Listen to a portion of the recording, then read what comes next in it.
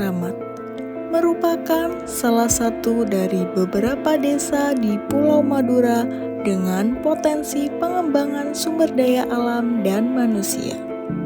Desa ini berlokasi di Kecamatan Kedundung, Kabupaten Sampang, dengan jumlah penduduk desa Kramat kurang lebih 2.500 jiwa. Kebetulan saya dianugerahi suatu kedudukan, yaitu penjabat kepala desa Kramat yang langsung ditunjuk oleh Bupati Sampang. PJ itu tugas tambahan dari Bupati untuk daya mengurus apa yang ada di desa, baik itu pelayanan, semua administrasi desa, yang pokoknya yang bersangkutan dengan desa. Tapi tetap tidak mengurangi tanggung jawab saya sebagai tugas pokok dari kantor kecamatan itu sendiri. Kalau sejarah Kramat itu dibilang Kramat, kemungkinan besar itu ada kejadian yang menyebabkan desa itu dijadikan nama Kramat, berarti dikeramatkan. Waduk itu sendiri dulunya itu ada perkampungan, ada sawah, juga aliran air dulunya. Jadi sama pemerintah ada pembebasan untuk dirikan waduk. Jadi penduduk yang dulu tinggal di sana dipindahkan ke pinggiran desa. Dan pengelolaan waduk itu sendiri masih punya provinsi pengairan. Jadi tidak sepenuhnya penanganan itu di desa, cuman bertempatnya di desa Kramat itu. Sebetulnya itu bagus juga untuk wisata. Yang satu sisi kanan dan kiri itu diapit sebuah gunung, dan luasnya itu kurang lebih 2.603 hektar. Jumlah penduduk desa Kramat itu kurang lebih 2.500 dengan mata pencaharian sebagai petani, kebanyakan petani, dan sebagian juga ada yang mengais rezeki di waduk itu sendiri sebagai pencari ikan.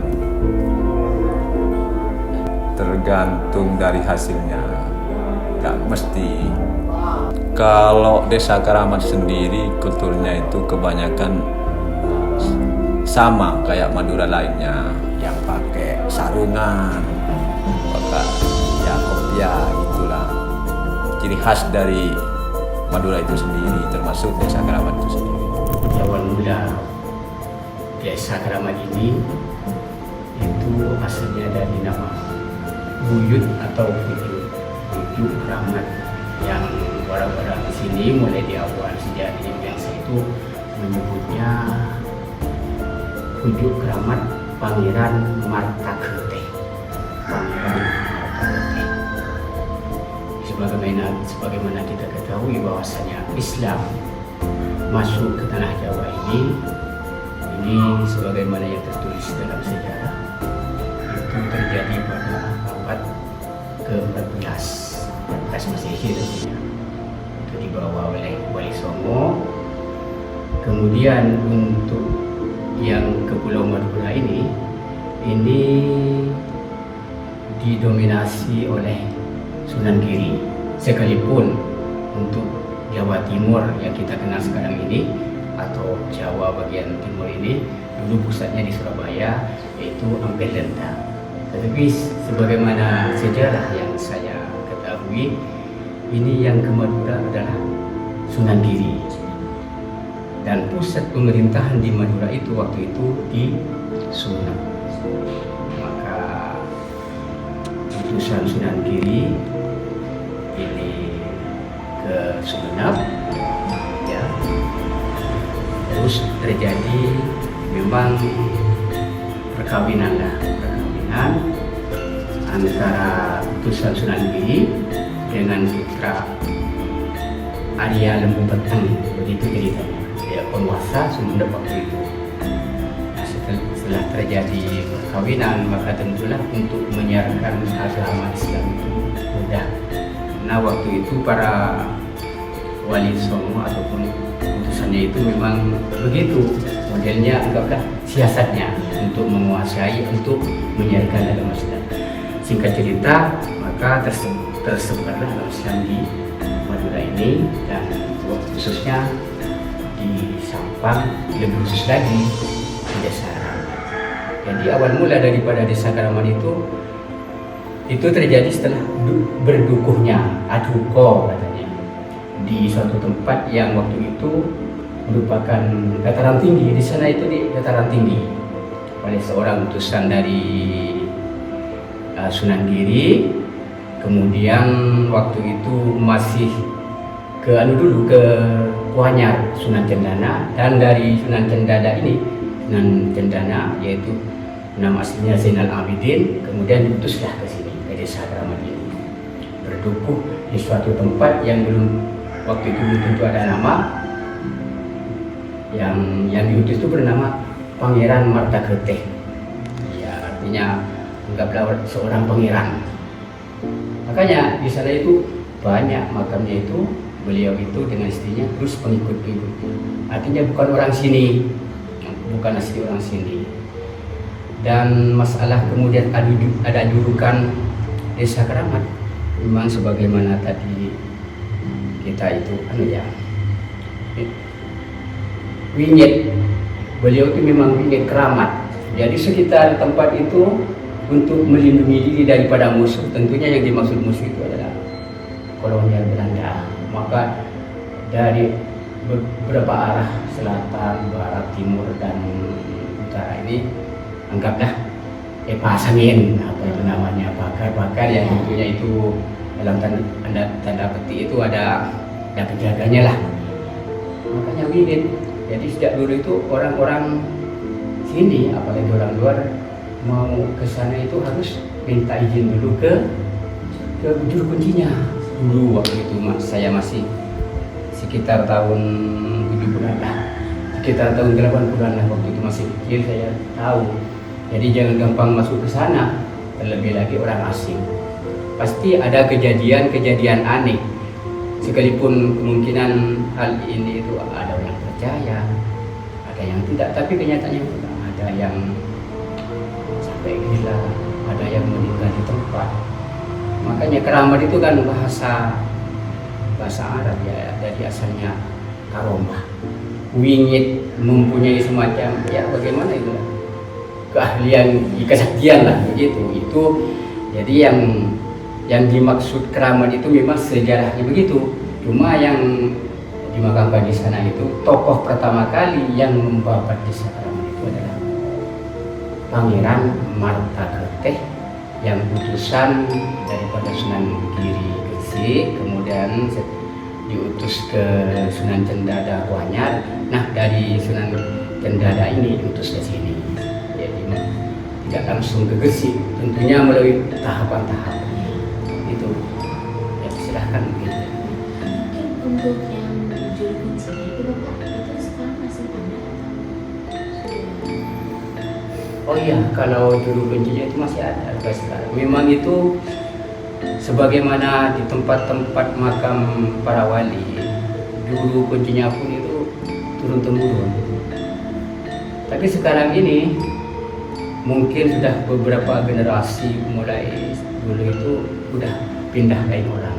Ya ada tetap sekarang. Jadi tugasnya sekarang itu juru kuncinya, kalau ada orang, istilah orang Madura sini, bila malam Jumat kayak nanti malam arba itu ya, itu pasti ya ke sana minta ada orang ziarah, punya niatan hajat, anaknya sukses dalam apa, memang itu kepercayaan. Kepercayaan anaknya sukses, lulus, wisuda atau sudah bekerja, pasti arba atau selamatan, dan yang mendoakan itu juru kuncinya. Sekarang masih ada. Kan nazar gitu ya, Bapak? Kalau nazar, Ya. orang sini itu enggak jauh-jauh kalau nazar. Pasti kalau anak saya lulus, saya nanti istilah main ke Fuju. Ya. Gitu. berarti kalau untuk juru kunci itu sebenarnya masih ada ibaratnya apa ya, hubungan atau sekedar kesadaran itu, tapi sudah berganti beberapa generasi. Dan ceritanya kalau juru kunci itu tidak ada hubungan kerabat. Artinya juru kuncinya diserahkan ke masyarakat di sini. Ya, kita ketahui untuk generasi Puju ini atau turunannya memang tidak ada. Tinggal yaitu makamnya beliau sendiri dengan istrinya, di pinggirnya itu kata orang sini para pengikut prajurit masih ada sekarang. Cuma sayang ya untuk dia itu untuk dia dokumentasi. Ya Pak, sensitif lah ya. Iya, kepercayaannya orang Iya. sini. Iya Bapak. Desa Kramat terbagi menjadi 3 dusun, yaitu Dusun Dalbadung, Baban, dan Serean, yang dipisahkan oleh waduk dan areal persawahan. Ya, harapannya kalau untuk Dusun Dalbadung sendiri, Dusun Dalbadung itu kan yang ditempati oleh sebagian besar airnya. Waduk Klampis itu berada di Dusun Dalbadung sebagai tempat wisata. Harapannya itu ya tempat wisata itu lebih maju, lebih, kalau dulu ramai pengunjungnya. Dari tahun-tahun sekarang, dari dulu itu ramai. Nggak tahu tahun-tahun sekarang mungkin sudah kalah bersaing dengan tempat wisata yang lain. Harapan saya itu ada dengan adanya adik-adik KKN dari Universitas UTM ini, Universitas Madura, bisa mungkin menumbuhkan rasa apa ya dari masyarakat sini. Pengennya itu waduk ini dijadikan tempat wisata yang lebih bagus lagi, terus kesadarannya masyarakat itu lebih meningkat, tidak seperti dulu.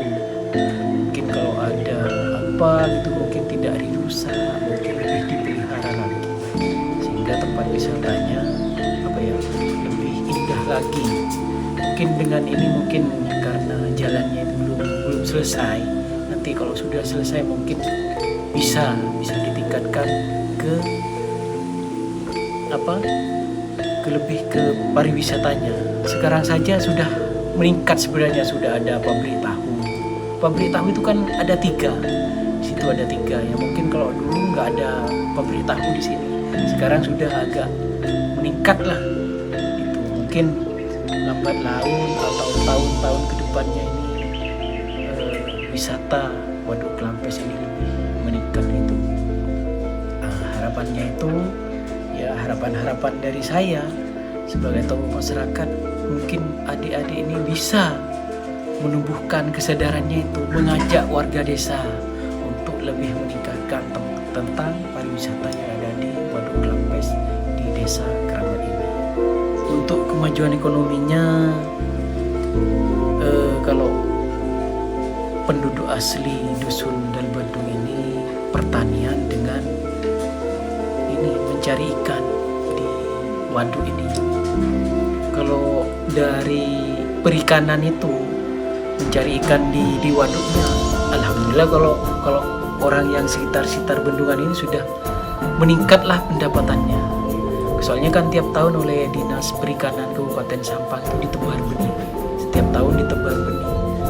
Ikan-ikannya itu ditangkap, tapi tidak boleh memakai pestisida, terus jaring pukat kayak pukat harimau itu nggak boleh. Kalau cuma jala, jaring biasa tidak apa-apa. Untuk meningkatkan ekonomi masyarakat desa ini nggak apa-apa katanya, yang dari perikanan terus pengairan itu nggak apa-apa. Kalau cuma ditangkap seperti itu, asalkan jangan di pestisida, dikasih racun itu tidak boleh. Kalau dikasih racun itu kan mati semua, yang kecil, yang besar mati semua.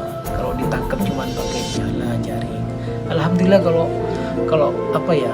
pendapatan masyarakat sekitar waduk itu lebih meningkat ketimbang dari dulu. Mungkin kalau dulu itu jarang ditebar benih, kalau sekarang itu tiap tahun itu pasti ditebar benih ikan. Ada ikan nila, terus ada ikan lele, terus kemarin itu ada ikan gurame. Nah, guramenya itu yang agak mahal memang ya, sehingga dapat meningkatkan pendapatan masyarakat yang ada di sekitar Waduk Klampes itu. Tidak hanya di dusun Dalbadung saja, dusun yang lain, dusun Broadband, dusun Seria itu juga lebih meningkat. Terus tanya tentang dusun Broadband. Untuk asal mulanya terbentuk dusun Broadband ini kan dari mana? Ika tahun yang bikin rasanya lambat, cuman lapun kerja, saya nyamai lapun. Pun mun lambat, mun tahun yang kedua pun tahun yang napa, saya nyamai lapun. Di lapun ini kaya yoko deh pun, yoko. Saya nyamai tahun yang cek masalah napa, cek masalah napa. Berarti dari zaman Belanda ya. Ganteng Nika dusun Broadband rata-rata masyarakat ini kan ala ko nawaan ya Pak. ki ataan nih Pak. Udah saya ke serumah capek, saya bomi pelik nih kereta. Teman-teman. Mon atan ini kan Pak sakapina masyarakat di Broadband apa sebagian? Sebagian kelihatannya, sebagian saatane Pak.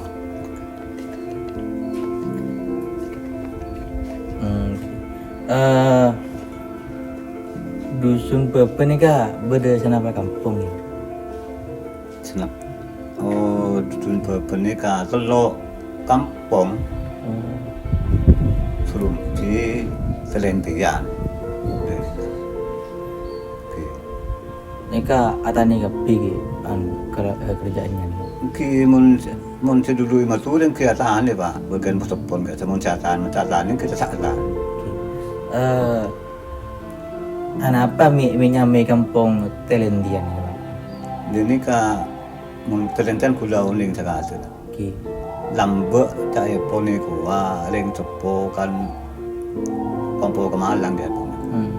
Pompo kemalang sebab besar poi ko. Pe chung lancung segera ke cang.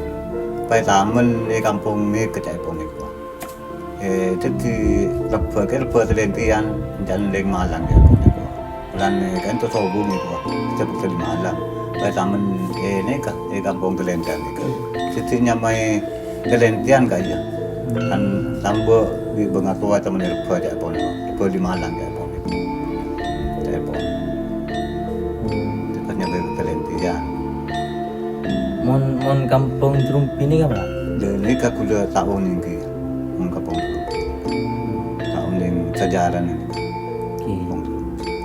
Mon ni kan apa? Kampung Broadband ni Pak? Tahun ini kula. Berarti ni kah dari telok kampung ni kah kerja kelakuan ni kah dia tani atau keng. Selain atani sarang atau keng apa nak tahu? Mun seki semudeng ki Kamadasia Singapura. Ke Arab demi kan. Merantau. Merantau Jakarta Surabaya demi kan. Pak Nika mau bertanya, untuk masyarakat Kak Dinto nikah untuk kelakuan nikah ini apa poin Pak? Kelakuan di kantor mereka untuk tani ya, tani. Jadi ikan, cari nanam padi, nanam jagung, semuanya tanaman baku.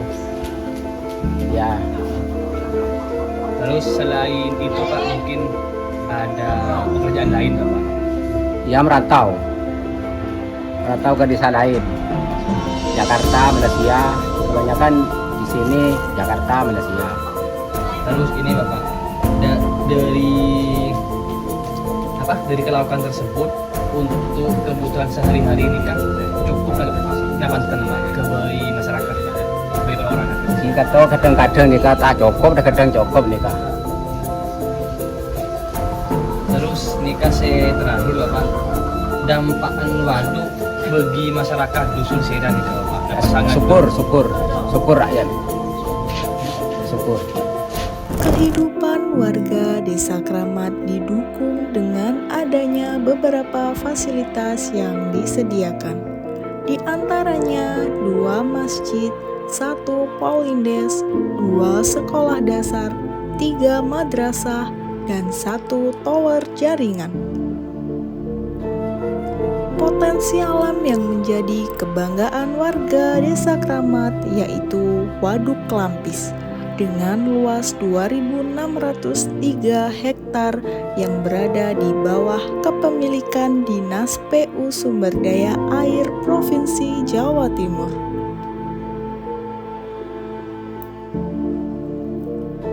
Mata pencaharian warga Desa Kramat tergolong bervariasi, dengan mayoritas mata pencaharian warga desa sebagai petani. Komoditas tani yang dihasilkan seperti padi, tembakau, jagung, kacang tanah, singkong, kacang hijau, ubi jalar, dan umbi bentul. Mata pencaharian yang kedua adalah sebagai nelayan.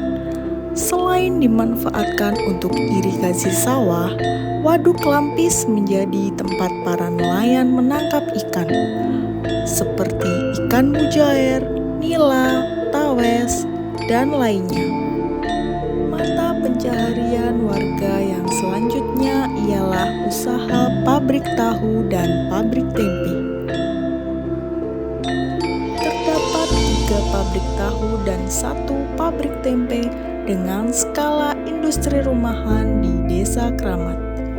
Pabrik tersebut beroperasi dari pagi hingga sore hari. Awal mulanya neka bercibi neka acual tinggi berjualan. Pengennya itu kan saya sejak dulu, cuman nggak ada modal. Saya cuman kepingin buat pabrik tahu. Pas hari itu saya nabung dikit demi sedikit. Pas dapat itu nabung saya dapat 30 juta. Saya itu bilang sama orang tua saya, Pak, saya mau bikin pabrik tahu. Loh, mau dapat dari mana modal jauh? Ya ada cuman 30. Berapa kira-kira? 120 juta. Nah, sisanya mau dapat dari mana? Ya gak apa-apa, yang penting bapak sama ibu ngeridoin. Saya lanjutin. Pas bilang sama orang tua saya itu ngeridoin, saya terus bikin tempatnya sama dibantu sama orang tua saya. Awal mulanya itu saudara saya, istri saya itu gak setuju. Kenapa gak setuju? Ya alasannya itu tepat alasannya, cuman saya itu gak pernah sekolah pabrik tahu, cuman jualan masak mau bikin tahu. Kata saudara saya sama istri saya. Ya alhamdulillah orang tua saya itu ngeridoin saya lanjutin bikinnya. Tapi awal mulanya itu saya bikin tempatnya sama orang tua saya. Saya agak dikasih sama orang tua saya itu, gak boleh Pak, jangan gitu kan Pak. Biar saya yang ngerjain, tapi orang tua saya itu bilang, terus nak gak apa-apa, saya gak bisa bantu, cuman bisa bantu bikin tempat ini. Ya sisa modalnya itu saya ngutang sama saudara saya, teman-teman saya. Ada yang di Pemekasan itu, ada yang nanggung untuk modal kedelainya. Ya alhamdulillah pas mau bikin, alhamdulillah teman saya itu dikasih ngutang sama saya.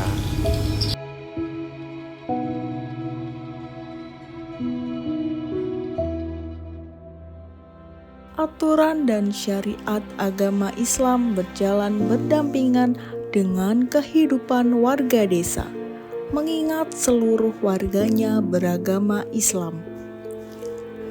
Warga Desa Kramat rutin melakukan kegiatan keagamaan seperti yasinan yang dilakukan setiap minggu dan setiap bulan pada saat memperingati hari bersejarah dalam agama Islam.